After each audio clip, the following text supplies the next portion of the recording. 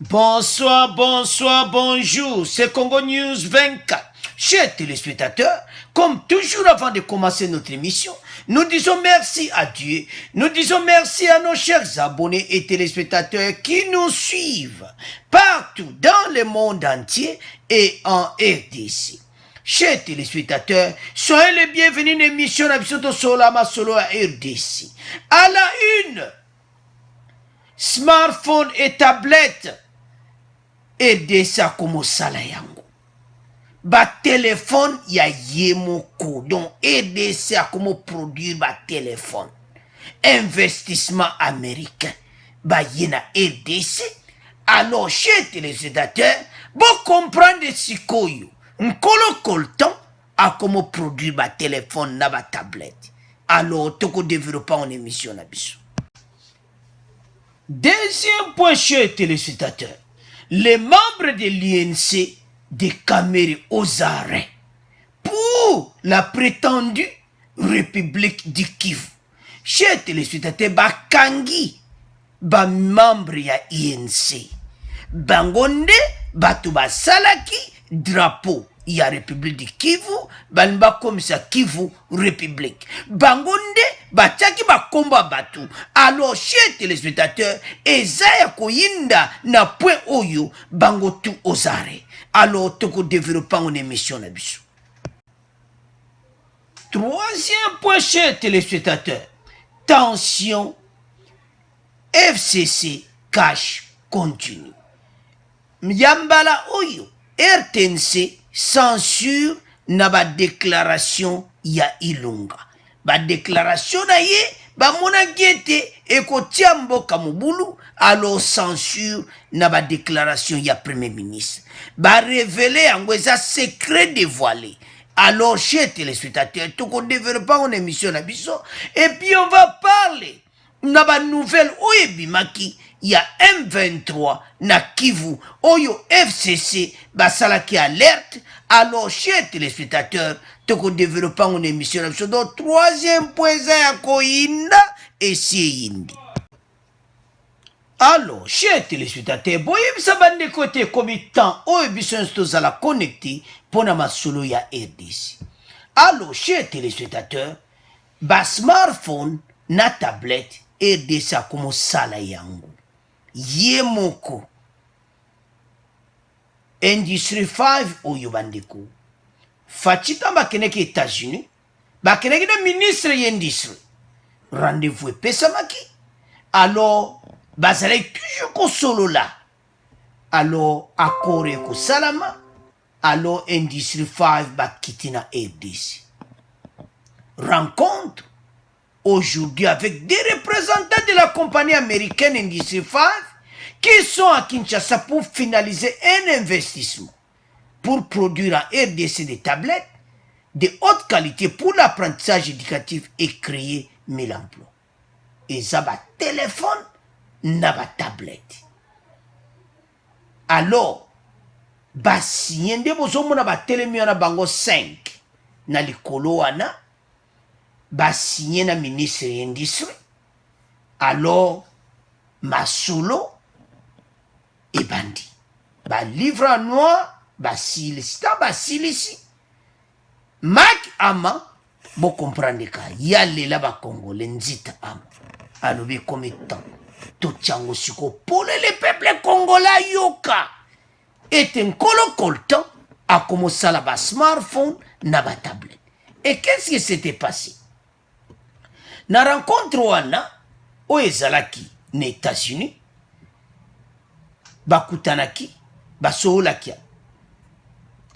Le mercredi 21 janvier, le ministre de l'Industrie a signé un protocole d'accord de production avec Industrie 5, une firme américaine, accord qui pourra contribuer à la création de l'emploi, à peu près 1000 emplois.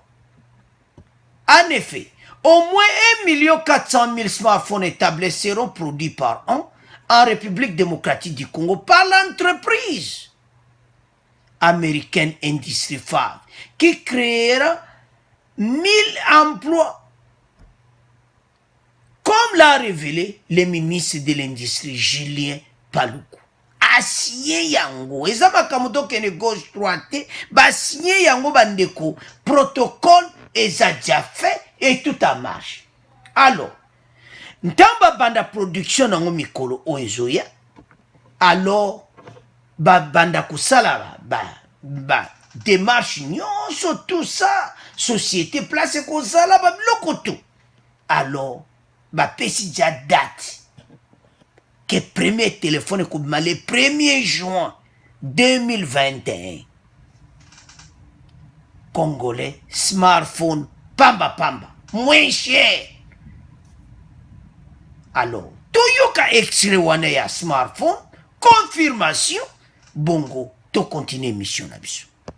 Compagnie Amerika esalaki mikanda na mbulamatari ya ekolo Congo démocratique ezali komibungisa pona kotia misolo misengeli na kobanda kokela ba tablette pe smartphone na Kinshasa balakisi bilongi na yango basololaki lobiloleki na Kinshasa na ntoma ya États-Unis Mike Hammer esengelaki ete tablette ya yambo esila kubima na usine le 1er juin kasi makambo yango matikalaki sima mingi misala nkoto yoko nde mikokelama pe tablette yango ekozala mingi pona mateya ya bana ya kelasi.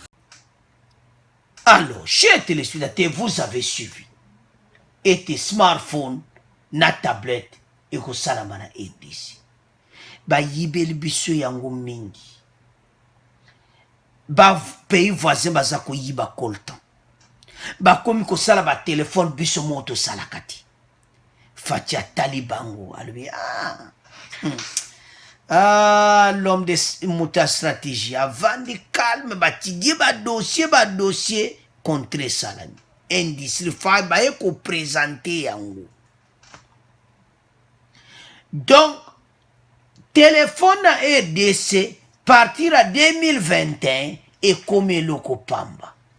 Bochango ata $5 kaka 10 po biso moto zana kolta eza ya koyinda esi yindi pourquoi toujours lo babwe parce que peuple congolais yoka ko kolta mokili ezo ba téléphone à monde ba congolais kolta na biso salama solo mais biso moko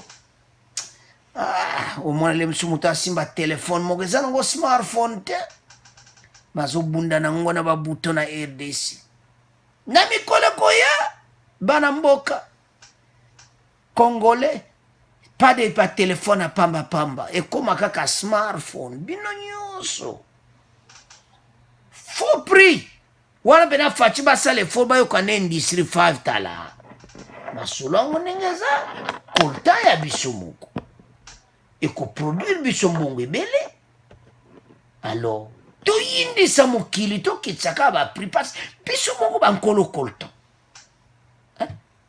Alors, chers téléspectateurs, Fachiso apesi ma promesse ne réalisaka. Quand il avait dit que l'industrie américaine bakoya, tala siko protocole salami. Lors de la signature du protocole d'accord de production, dont le premier smartphone et la première tablette seront disponibles le 1er juin 2021. Ba Congolais, makambu, masolo yangwana. Alors, et loko nano est important, kaka téléphone tablette, mais ba misala. Kolongola 1000 misala na RDC za jasebo. Ba jeune diplômé bazo silisa na université misala yangwana. Alors, Industrie 5 ba bandi déjà ko s'organiser na RDC. Procès boyeka ko vendre sa société ko tonga place ko zala résident au quartier général Industrie 5 et tout ça. Une grande société américaine. Alors, Mac Ama alingi ba Congolais mingi. Aeko se présenter. Alors, comme étant ba Congolais ba yoka masulu. Alors, ba mission na Twitter. Ba lobi ango don partout de bolandi n'excellent na to tchelibino. Ba radio monde zoloba. Nkolo kolta yemo kwa récupérer masulu. Alors Fachi ba Congolais ba ko sepelata ba ko mona penaki oui le 1er juin 2021 ba moni penda yango. Alors, chers téléspectateurs, c'est ça, et l'orba congolais bazoluka. Parce que bisomo to salaka kolton. Bisomo banko na ngo metala ba voisin bazo yiba. Alors ba mi yibi wana. Kop na bino ezosi la. Pour bisomo ko bankolo na ngo to za jana kata makambo. Alors bon comprendre. Et comme tant ko tia bango bouton. Téléphone comme loko pamba. En Europe ngo somba iPhone. Awa, o 500 euros. Benga na kin. Keno jongo na faux prix 250 euros. 200 euros. Eza ya kuinda, esi yindi masole tamboli. Alors, to tika ngona bino, to komo leka na deuxième point. Alors, chers téléspectateurs, deuxième point, eza pena o balobaka ke yindi. Pourquoi? Des jeunes YNC arrêtés à Bukavu pour la prétendue République du Kivu. Donc, membre YNC penda aux arrêts. Anera sali musane bakangi bango. Bino batu bochaki drapeau. Ale kanga bango. Botala siko makamba bubande konangai. Kamera kosuka wapi? Na makambo ebimi oyo. Eza makambo bozo mon article de 29. Selon le vice-président de l'interfédéral de l'INC, Eric Mutembezi, plusieurs jeunes membres de l'INC ont été arrêtés. Voilà, chef INC Zoloba. En relation avec le déploiement des drapeaux jaune, noir, bleu de cette prétendue République du Kivu à Bukavu. Ezamawa, comment on a biloko abui? Kamere otiki ba problème partout.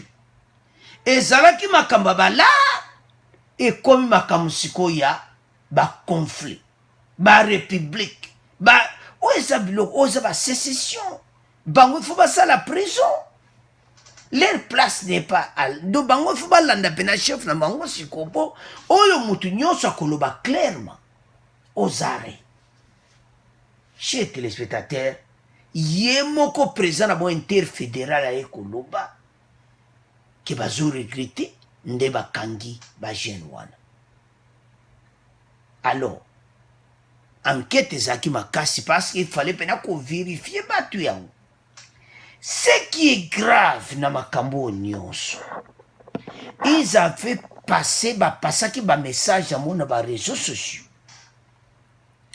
Et puis tant ba passé ba message na ba réseaux sociaux, ils ont cité des noms comme ba célèbre docteur Mukwege, ba tanga ba komba batu kutu ba makambo wana pona ko salir.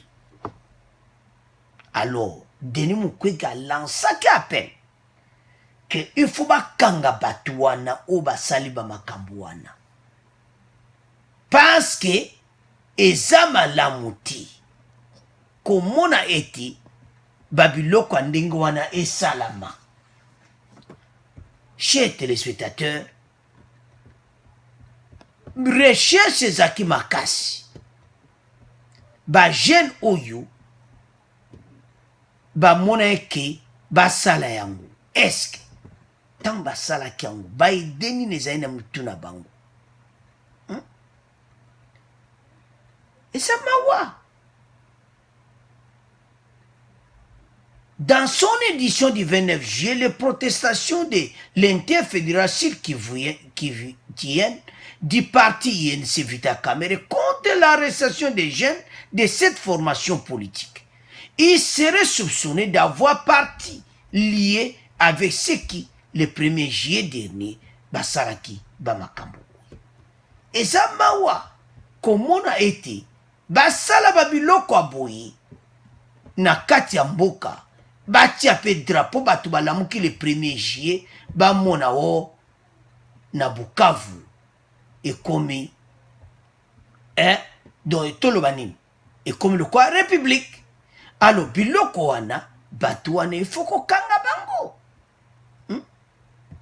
Alors masolo esalamaki fallait pena bakanga bango parce que o république du Kivu oyoki nyingisa ki pena mboka donc batu bino batala bi République du Kivu. Non. Docteur Mukwege pena lobaki. Aiba makamba boy faut condamner. Alors ezaki pena malamu te makambo oyo ebimaki. Alors chers téléspectateurs, ezali mawa pona makambo oyo. Docteur Mukwege fashaki mabe. Internationales. Depuis quelques jours circulent sur les réseaux sociaux des messages appelant à la création d'une soi-disant République du Kivu. Un projet, bien sûr, dénué de sens et qui ne rencontre ni les intérêts ni les aspirations de notre population. Hier, le 1er juillet 2020, les instigateurs de ces complots ont franchi une nouvelle étape en publiant une liste de membres de leur prétendu gouvernement sur laquelle mon nom a été illégalement inscrit. Je tiens tout d'abord à exprimer ma désapprobation face à ces agissements qui relèvent de l'usage faux et de la diffamation passible de poursuites judiciaires.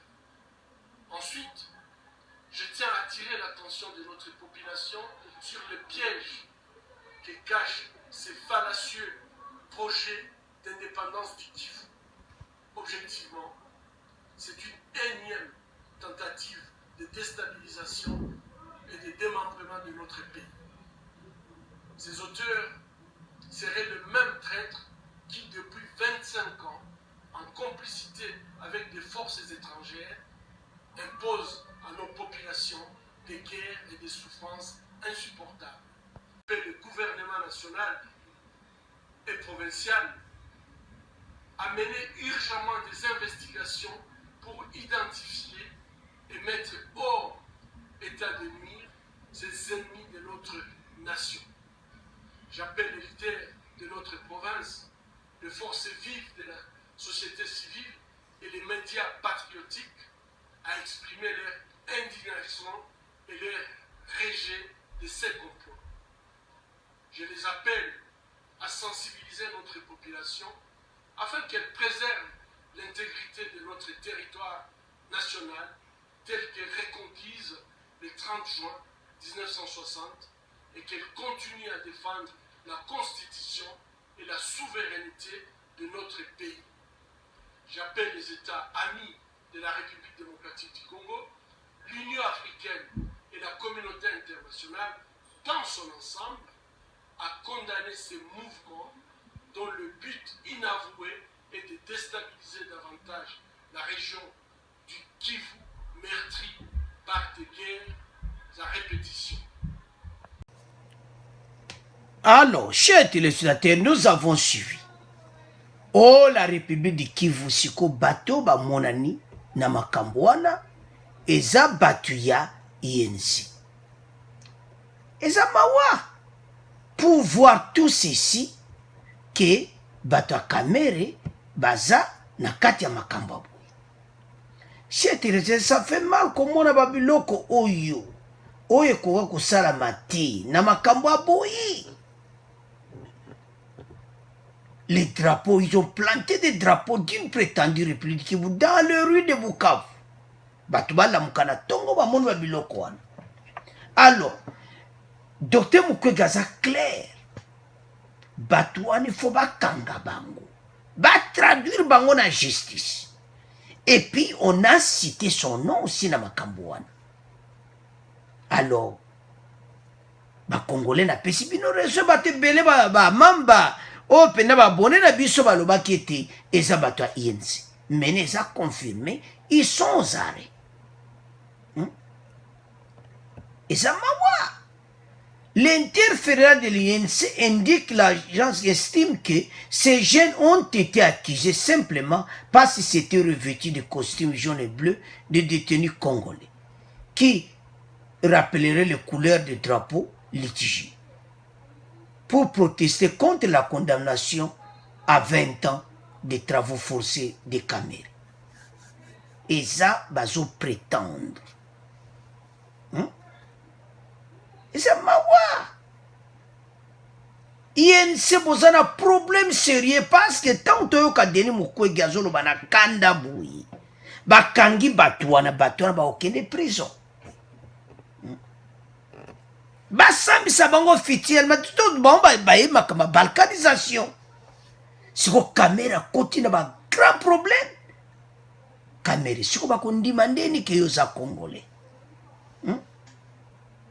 bato bakoma kodute alors que ozano na makambo wana tu je m'excuse bandoka INC na lobi te ke o aza na oloba kaka bato bakoma kodute taba mona babiloko bwe kamera eza bien te pona yo oza na prison ba membre bazo seme ba dégâts.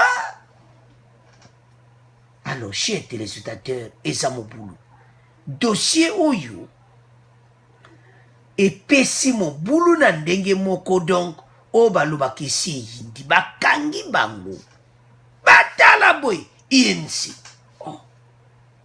oh là là eza mawa bajeune ya INC baza mena mal vie komona docteur Mukwege aloba asenga na opinion internationale mais kameri bozana problème passe message na ye si eyokanaki depuis jour wana ke au 1er juillet bamona badrapeau bato balamuki na ntongo badrapeau république du Kivu donc bozaka na ide wana balkanisation donc seki boza barwandais bayaka kokolonize mboka na biso bato baza nsima masolo oyo bango tu ozare bakanga bachef na bango ifu balanda bachef ya INC makambo ebandi ndenge nini quelle idée bakota na badrapeau na nzela. Alors chers téléspectateurs ye moko président na bango interfédéral aye koloba alobi ye moko il a dit que bakangi bajeune na bango président na bango kombo na ye Eric Mutembezi que plusieurs jeunes de INC ont été arrêtés. Alors chers téléspectateurs tiki pona bino eza mawa komona na nde docteur Mukwege asiliki eza mawa. Alors kamere okomi na problème côté kuna za ba problème ya ba dossier ya 100 jours wangana yo elekaki ekomi ba vocat français ya les 7 yango ezoya tala dossier mosusu ebimi dossier ebimi ekoyinda oza na procès sikoyo makamba boyi bakongolais ta bakoyoka boye mais ekomi problème que ils sont aux arrêts. Alors chers téléspectateurs totikango na bino tokomoleka na 3e point. Alors chers téléspectateurs tokomi na 3e point eza toujours ya koyinda entre FCC et Cash. Alors batu oyo badossier na bango eza kaka mobulu na mobulu siko oyo eza secret dévoilé. Alors RFI muta abimisi secret oyo la RTNC censure aux déclarations du premier ministre Ilunga. Oyo eza ba secret chez télévisé bimi donc bango bata FCC baza ko accuser qu'on a imposé la censure aux éléments de la primature. Il y a des déclarations du premier ministre qui n'ont pas été diffusées ici chez nous. Message tout eza RTNC aza ko expliquer situation. Parce que selon RTNC eza te mokonzi moko aye apekisi bango non. RTNC ba constater batangi boy batangi ka lettre. Premier ministre makambo azoloba ekotia mobulu na mboka. RTNC ba balusi dossier non. Directeur ya RTNC nobo l'examuti.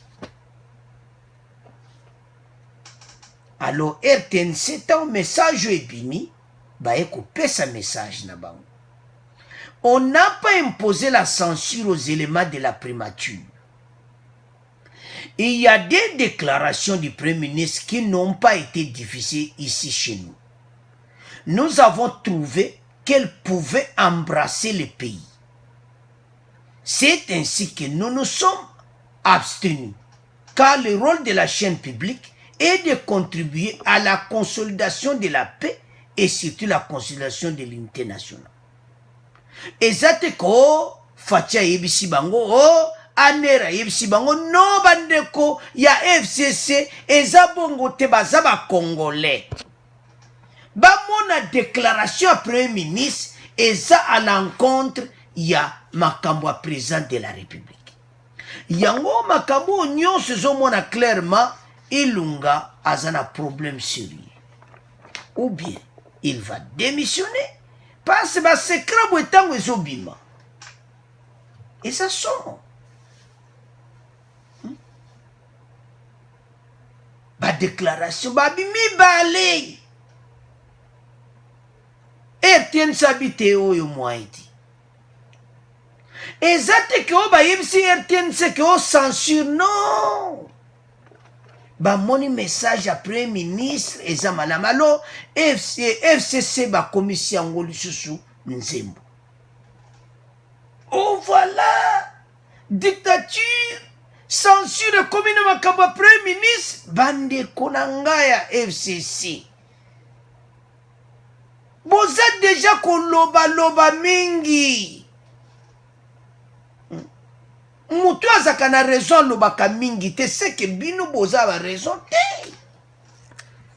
Boza ko créer ba problème là où il n'y en a pas. Alors, ba Congolais ça la capacité comment on a le comportement ya FCC. Mais koloko ba ngolo moma loba kitoko. Mais ba Congolais ba biti. Bino boza ba ta double face.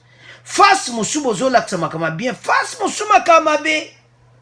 Chers téléspectateurs, makambo eze bele boyo ko su point musu kuna FCC ba bimisi tozo ya nango. Ba lobi ke M23 na Kivu. Mais ta boko yo kango bolo ba o. Parce que ko tiela bino biso ya kana ba preuve.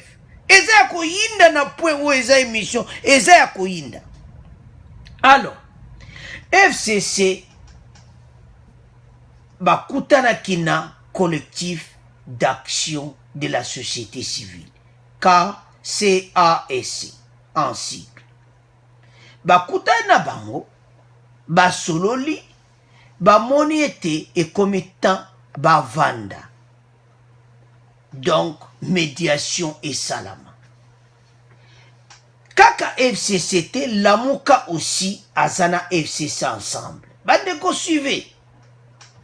Lamuka bangope nabata ya société civile de bozo monana collectif d'action de la société civile eza asika ba monete ndembo kezokende il faut to sangsa ba parti oyo pouvoir pour être élection na 2023 makambo ebele za la kitoko to le message à KCASC. Donc FCC bazo luka moyen nyonso parce que mikolo oyo ba réunion ezati o FCC caché za na ngoti bandeko peuple va comprendre ba masolo. Alors yango so bazo créer ba problème net oyo ya Ilunga o RTN sa censure kuna non eza censure te. Donc FCC yaka so lunga na problème wa na problème oyo. Alors, tout la nana bande de société civile et l'on dit sala entre cash na FCC. Bon, on continue mission na biso. Le collectif d'action de la société civile vient de déclencher une concertation avec les autres forces vives de la nation. Objectif, demander leur implication pour aller à un dialogue national inclusif, à l'instar de la conférence nationale souveraine. C'est ce qu'a déclaré à la presse hier mardi à Kinshasa Samuel Bassasele du mouvement citoyen Compte à rebours. Cette plateforme regroupant diverses organisations formelles de la société civile, les mouvements citoyens ainsi que des personnalités a tenu à interpeller l'opinion sur ce qu'elle considère comme une crise que traverse actuellement la République démocratique du Congo, qui empêche ainsi la bonne marche du pays. Situation qui, selon Samuel Bassasele, est ponctuée par des agitations et autres incidents produits par les acteurs politiques, notamment de la coalition FCC Cash. Les propos de Samuel Bassasele du collectif d'action de la société civile ont été recueillis par Jean-Désiré Kanyama. La coalition FCC Cash ayant largement prouvé ses limites, il est grand temps de s'arrêter pour discuter et réfléchir dans le but d'éviter toute marche vers le chaos. Face à la gravité de la situation, nous, collectif d'action de la société civile, casque en sigle, s'inspirant de la sagesse africaine et bantou de l'arbre par l'arbre, invite le président de la République, dans le cadre de sa mission de garant du bon fonctionnement des institutions, de convoquer un dialogue pour engager la communauté nationale dans son ensemble à la recherche d'un consensus nécessaire pour la survie autour des options susceptibles de favoriser la concorde nationale. Appelons l'ensemble des dirigeants politiques et toutes les forces vives de la nation à rechercher le consensus dans le cadre d'un dialogue en vue de baliser la voie pour les élections libres, transparentes, inclusives et apaisées à l'horizon 2023. Demandons au peuple congolais de transcender les clivages de toutes sortes pour avancer dans cette voie de la concorde nationale et du respect des valeurs républicaines. Et enfin, convions toutes les couches sociales, toutes tendances confondues, de soutenir massivement le présent hôtel en vue de préserver la paix, sauver notre République et protéger les vies de nos concitoyens. Il est temps de s'arrêter pour discuter de l'avenir de notre patrimoine commun. Alors, chers téléspectateurs, nous avons suivi makambo oyo FCC bazoya nango eza mawa bandeko na ngai, parce que unité nationale parce nde baza wana baza bango moko te. MLC lamuka baza pe na masolo balobi fo masolo salama unité nationale. Unité nationale. Et ça, ide mabete nde bozomona wana ka le rôle makambo soki unité nationale po ezala po makambo tout il faut FCC bazana langage moko, parce que bango de l'autre côté bazotia bakal, de l'autre côté baezoya na bamakambo susu. Alors, chers téléspectateurs, nde tolandi wana radio nabiso na Kinshasa bawuti kolobake CAEC bazoluka donc basala oleke ezala conférence souveraine ezala babengango inclusif, c'est-à-dire baparti nyonso bazala lamuka MLC bato tu bavaa na mesa. Me nayebi te soki faci akondima nayebi te qu'est-ce qui va se passer, parce que mboka ezokende bato ya FCC problème na bango ezaki il faut pas reconnaître absolument que c'est le président oya kolobe salama. Bango baza na peu près de pourcentage na kata gouvernement, bango nde moto bakotia mobulu. Les mêmes bango baye o société civile basangisa bato bavanda inclusif. Inclusif. Ba dialogue inclusif obo bandeko. Citation oyo eza kosakana ngote parce dialogue o bazoluka inclusif to éviter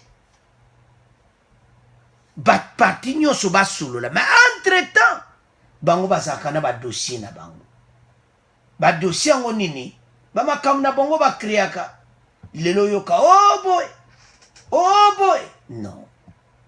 Et comme étant bato bazala un peu honnête, bato bako vivre sauté na ba chaotique, mboke fait vivre makambo penda ke eza ordre eza mawa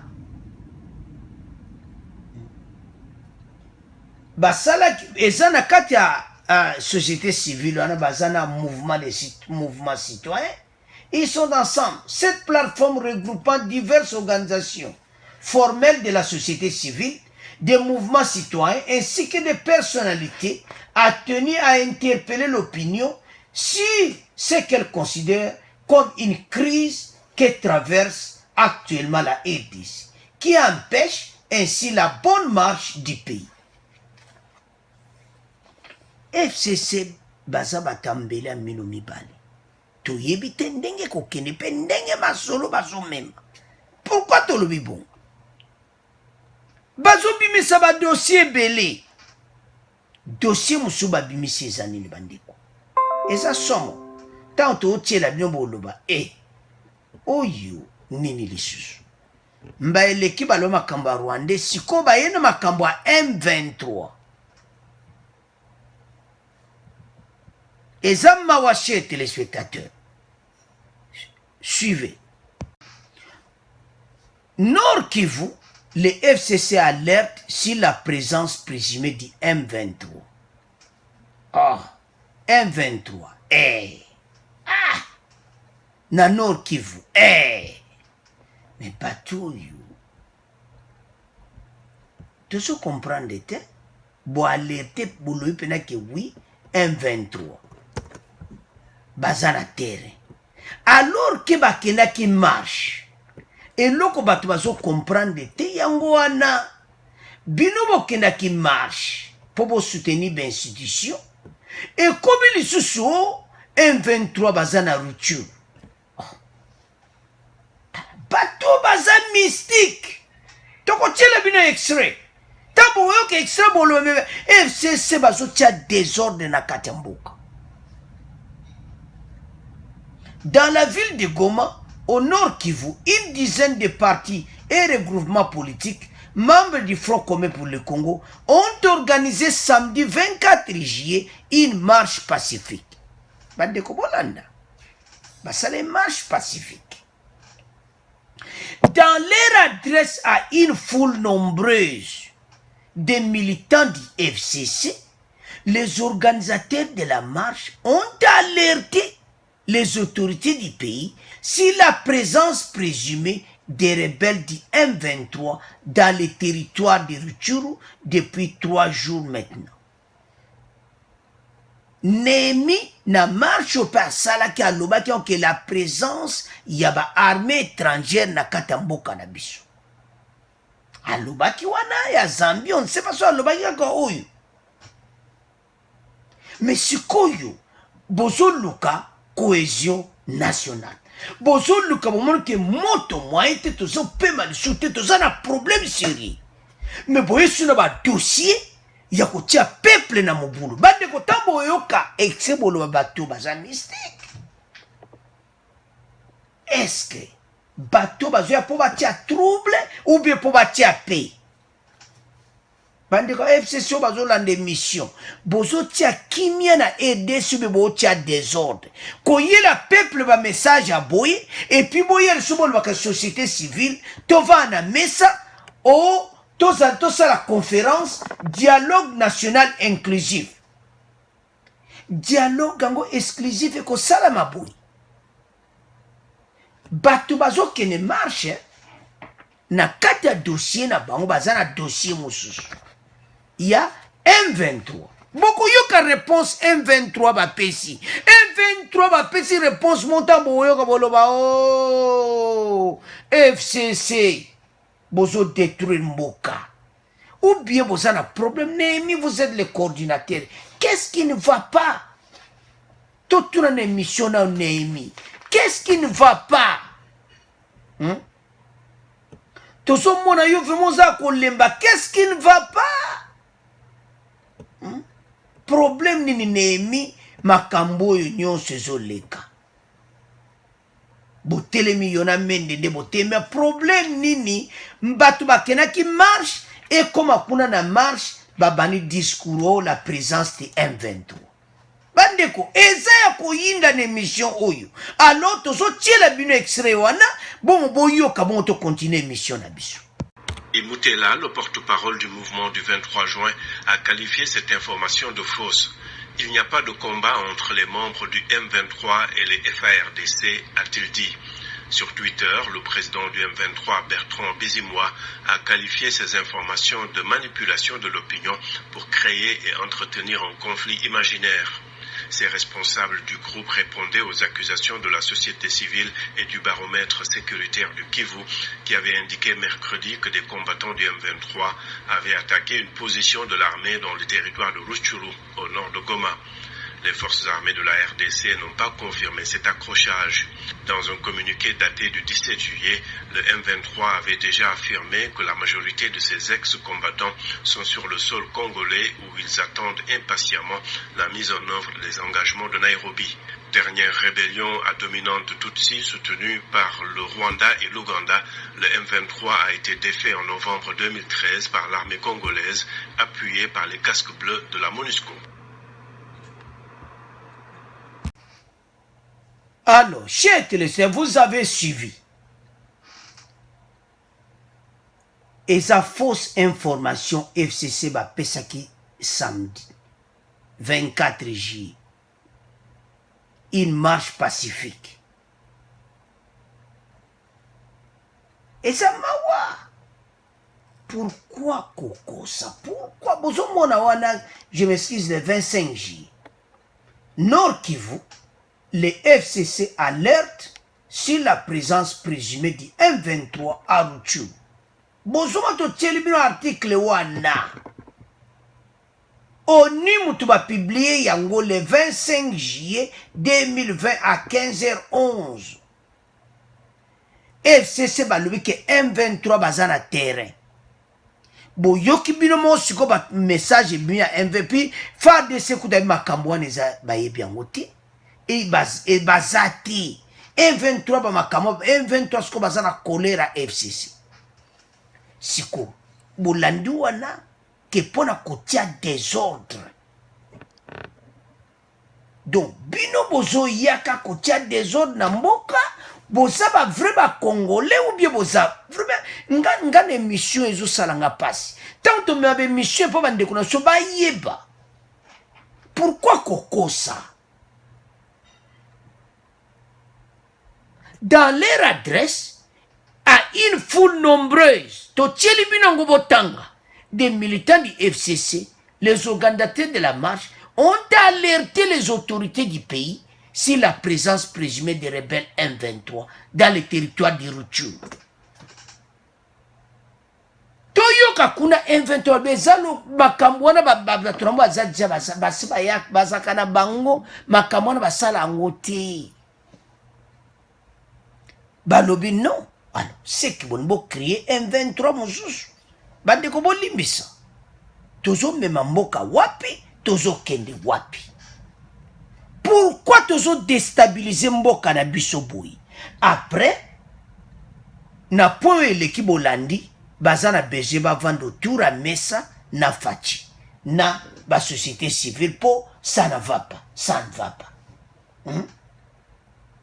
Le collectif d'action de la société civile a déclenché une concertation avec les forces vives de la nation pour demander leur implication pour aller à un dialogue national inclusif, à l'instar de la conférence nationale souveraine.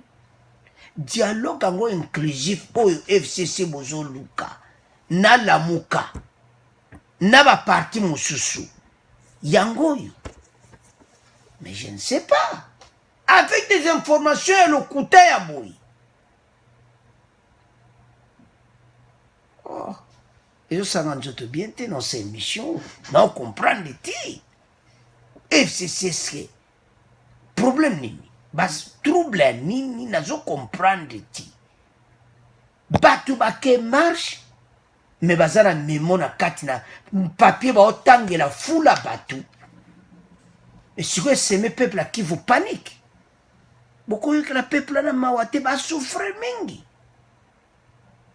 De l'autre côté, Kamere Kunana Batuna INC, la République du Kivu. Oya boye bino PFCC, boye li batuma makabalo kuta pour akotia peuple na mobulu. Alors, chers téléspectateurs, bande va Kivu so bozolanda et ça fausse information. To tiele bino message en bolandi que radio na biso ya RDC bolandi wana. Radio na biso ba lobby et ça fausse information. M23 bakambwana bazana ngote, bazaki na bakora na Nairobi basiba solola, bazelaka, matangwe kokoka, bakosola fachi nde makamusu ndenge zotambola. Mais kote kuda bazate. Ah, Nemi. Janine Mabunda Tambwe bino nyonso Shadari na ye moko yemei makambo nini obozo sala mboka. Pourquoi EDC na biso bokomisa ngo peuple akuko banga alo shete le eza mawa mingi totika ngo na bino po eza mawa. Alors pona bandeko ba rejoindre biso sima premier point tolobaki ya ete ba téléphone EDC komosala ba téléphone ye moko. Deuxième point tolobaki ya République du Kivu. Et puis troisième point ndebolandi wana bazana besoin ya conférence nini moko salama dialogue national. Mais de l'autre côté FC Sazo pesa ba fausse nouvelle que au M23 bazana terrain. Alors chers téléspectateurs, merci na ndebolandi émission. Merci pour nos commentaires na bino, bo abonner massivement, bo partager ba batu, bo yebisa batu nyonso bozana mona ba Facebook, ba s'abonner. Va s'abonner pour te la même message à Kitoko. Alors, merci pour nos commentaires au Pessilon. Perina Nebo Landé Mission Live. Au revoir, à la prochaine.